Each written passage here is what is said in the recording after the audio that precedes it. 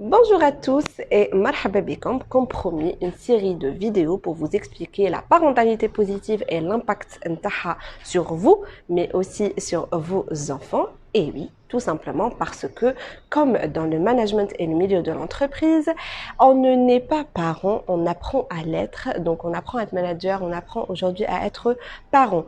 Les neurosciences et la science en général nous ont permis d'expliquer certains comportements qu'on n'arrivait pas forcément à expliquer avant et donc à changer et à mieux agir avec notre enfant. Restez avec moi.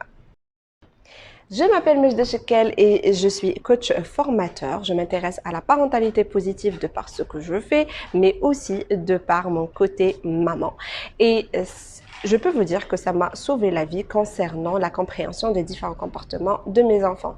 La première des choses était de comprendre de par Isabelle Filiosa qui nous a très bien expliqué dans son livre « J'ai tout essayé ».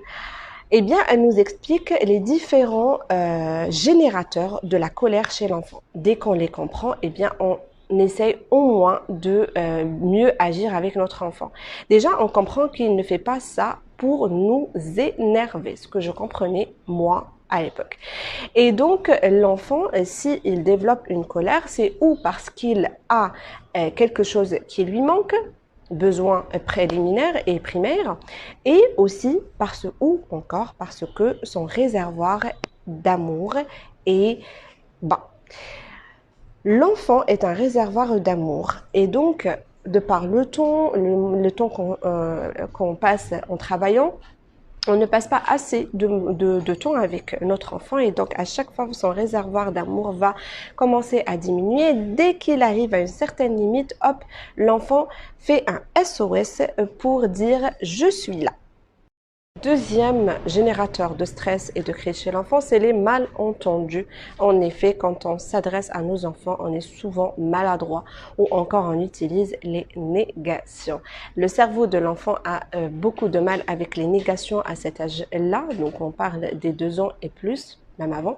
Et donc l'enfant, au lieu d'entendre ne traverse pas la route ou ne va pas à la route, il va entendre va à la route et généralement il va le faire. Ne touche pas, ne fait pas, il va entendre fait, touche. Donc il supprime la négation et automatiquement il va aller le faire en vous regardant dans les yeux. Ne vous inquiétez pas, il n'est pas en train de vous narguer, il est tout simplement en train de faire quelque chose qui relève de l'exploration. L'enfant a besoin de bouger, il a besoin de toucher, il a besoin de voir par lui-même quelle est la chose et quelle est la résultante derrière son comportement.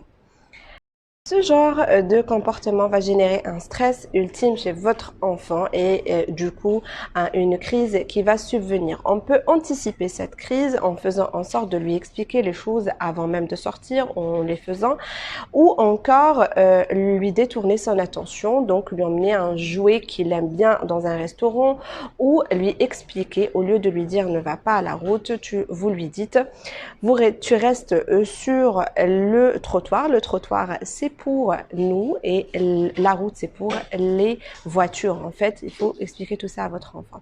Si malgré tout ça, eh bien le coup de foudre est là et votre enfant fait sa crise, eh bien il n'y a pas de meilleure solution à ce moment-là que de le laisser vivre son émotion. La colère étant une émotion qui est très brève.